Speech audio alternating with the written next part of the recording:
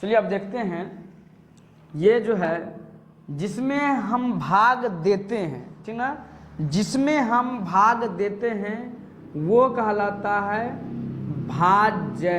क्या कहलाता है? भाज्य।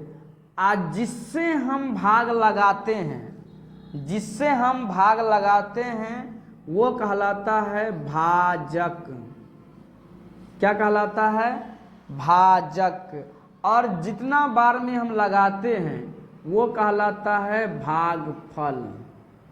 क्या कहलाता है? भागफल। और जो कुछ बच जाता है घटाने के बाद वो कहलाता है शेषफल। क्या कहलाता है? शेषफल। ठीक ना? क्या कहलाता है? शेषफल। अब हम बात करते हैं कि ए क्या कहलाएगा, बी क्या कहलाएगा, क्यू क्या कहलाएगा, आर क्या कहलाएगा। ठीक ना? तो चलिए, ए जो कहलाएगा वो क्या हो जाएगा? वो हो जाएगा भाज्य। ठीक ना? ए क्या हो जाएगा? भाज्य। बी हो जाएगा भाजक और क्यू हो जाएगा भागफल, आर हो जाएगा शेषफल। ठीक ना? क्या बोले फिर समझिएगा, ए हो जाएगा भाज्य, बी हो जाएगा भाजक, क्यू हो जाएगा भागफल और आर हो जाएगा शेषफल। ठीक है? इतना बात आप लोग समझ में आ गया होगा। अगर इतना बात समझ में आ गया तो चैप्टर की शुरुआत करने में अब कोई दिक्कत नहीं होने वाला है। ठीक ना? तो चलिए अब हम इसी को थोड़ा हम सिस्टमैटिकली से लेते हैं। सिस्टमैटिकली से क्या हो जाएगा, ध्यान दीजिएगा, तो हो जाएगा भाज्य बराबर, क्या हो जाएगा? भाज्य बराबर हो जाएगा भाजक गुने भागफल जोड़ शेषफल। ठीक ना?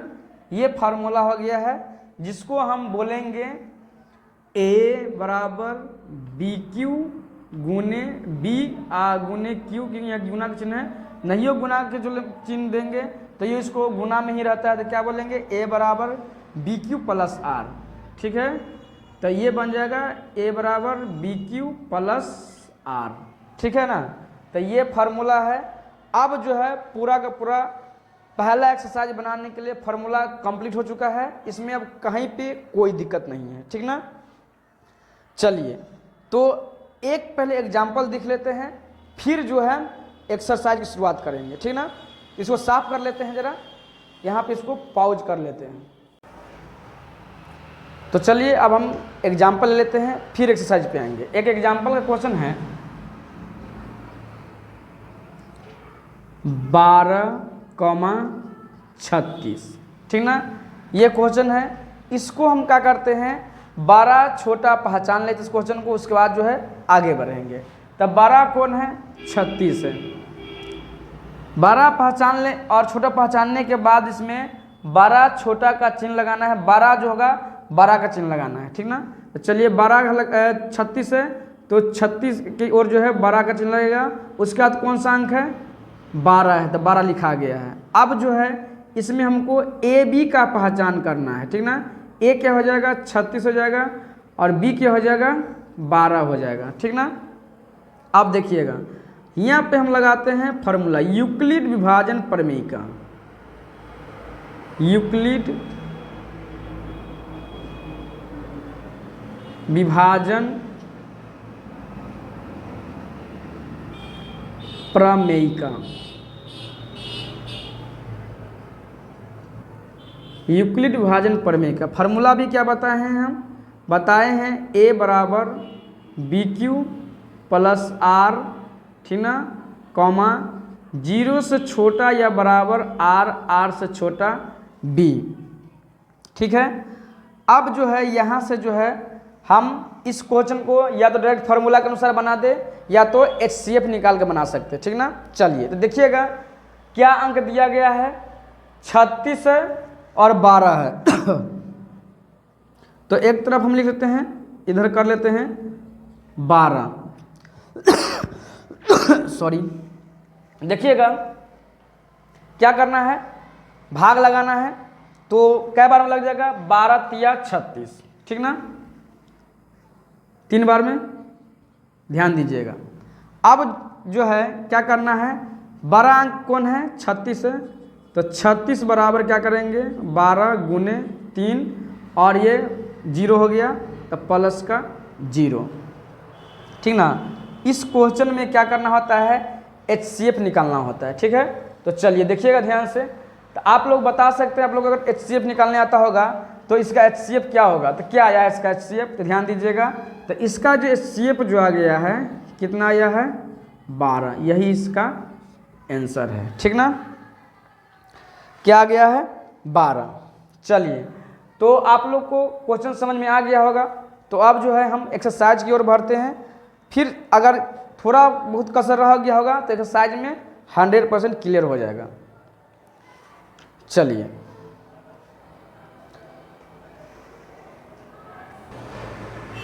तो चलिए फाइनली अब हम एक्सरसाइज पे आ गए हैं। एक एग्जांपल लेके आप लोगों को समझाए थे, अब जो है हम एक्सरसाइज स्टार्ट कर रहे हैं। एक्सरसाइज का हेडिंग क्या कहता है, क्वेश्चन का हेडिंग क्या है समझिएगा। कहता है, पहला नंबर क्वेश्चन दिया गया है, हेडिंग को हम लिख लिए। कहता है निम्नलिखित संख्याओं का HCF ज्ञात करने के लिए यूक्लिड विभाजन एल्गोरिथम का प्रयोग करें, ठीक ना। आप लोग क्वेश्चन का हेडिंग मिला लीजिएगा, यही हेडिंग होगा। और हम बता दें, किताब जो हम पढ़ा रहे हैं NCERT का मैथ पढ़ा रहे हैं, आप लोग NCERT से मिलाइएगा। ऐसा नहीं कि आप लोग, हम लिखे हैं हेडिंग NCERT का, आप लोग मिलाइएगा भारतीय भवन डॉक्टर के सिन्हा, तो उसमें नहीं मिलेगा, ठीक ना। तो हम पढ़ा रहे हैं NCERT मैथ पढ़ा रहे हैं, आप लोग NCERT में देखिएगा 100% मिलेगा, ठीक ना। तो चलिए पहला क्वेश्चन है, ले लिए हैं, 135 है और 225 है। जैसा कि हम आप लोग को ऐसा क्वेश्चन एग्जाम्पल में समझाए हैं, तो सबसे पहला काम क्या करना है, इसको बड़ा और छोटा की पहचान करना है, ठीक ना। तो चलिए बड़ा छोटा की पहचान करते हैं। तो क्या हो जाएगा, 225 बड़ा का चेन, उसके बाद क्या हो जाएगा 135। उसके बाद क्या करना है, A और B की पहचान करना है। 225 हो गया और B जो हो जाएगा 135 हो गया। अब इसके बाद क्या करना है, फार्मूला का यूज करना है। कौन सा फार्मूला, देख लीजिए, बोल रहा है यूक्लिड विभाजन एल्गोरिथम, प्रमेयिका भी बोल सकते हैं। तो यूक्लिड विभाजन प्रमेयिका का जो है फार्मूला भी लगा सकते हैं, ठीक ना।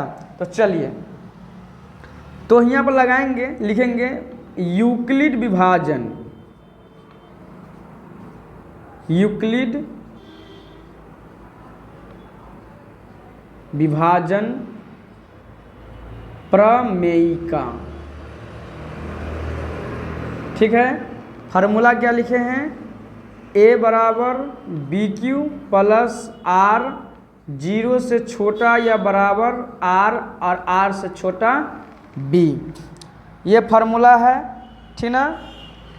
चलिए, तो अब में क्या करना है, हमको इस क्वेश्चन को जो है महत्तम विधि से बनाना है। तो चलिए पहले हम जो पहले इसमें जो कर लेते हैं, सबसे बड़ा कौन है, तो A क्या है, A है 225, 225। उसके बाद कौन है 135।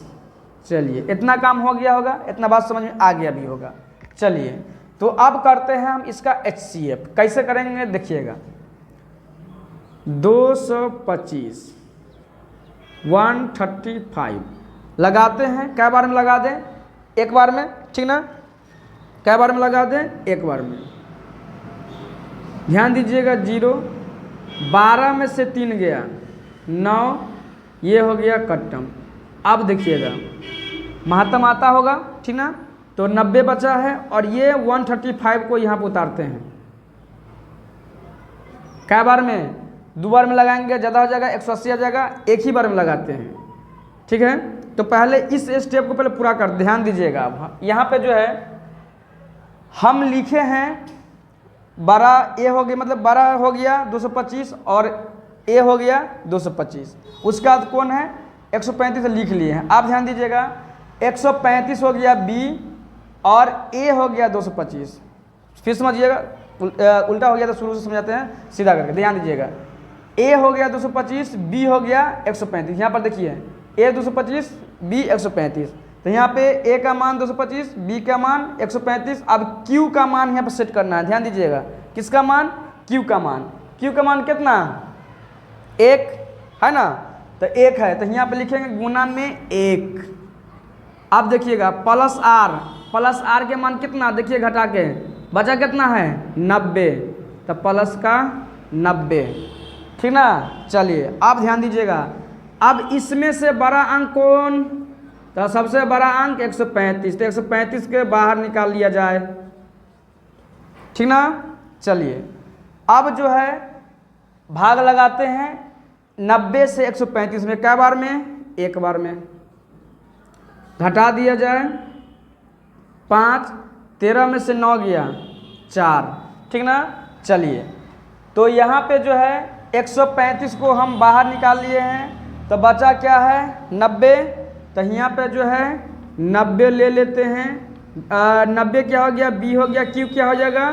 क्यू हो जाएगा 1, ठीक ना। और प्लस का कितना घटा, कितना बचा है 45, ठीक है। तो चलिए अब जो है इसमें से अब जो है 90 को बाहर निकाल लेते हैं, तो 90 बराबर, अब यहाँ पर जो है ध्यान दीजिएगा HCF करेंगे, ई वाला 90 को यहाँ पर उतारेंगे, तो 45 दूना 90, ठीक ना। चलिए तो 90 को बाहर निकाल लिए, भाग कितना से दिए हैं, अब बचा इसमें कितना 45, और कै बार में 45 यहाँ पे आ गया है। अब कै बार में लगाए हैं, तो 2 बार में। अब आर कितना बच गया 0, ठीक ना। अगर बात इतना समझ में आ गया होगा तो आप लोग 1 टाइप कीजिएगा, नहीं समझ में आएगा 2 टाइप कीजिएगा, ठीक ना। चलिए तो यहाँ पे पूरा जो है 0 आ गया है, HCF में जो है शेष नहीं बचता है, पूरा का पूरा 0 लाना होता है। तो देखिए यहाँ पे 0 आ गया है, यहाँ 0 लिख लिए हैं। तो अब इसका फाइनली आंसर की बारी है, इसका आंसर कितना होगा आप लोग अभी के अभी कमेंट करके बताइएगा कि इसका आंसर क्या होना चाहिए।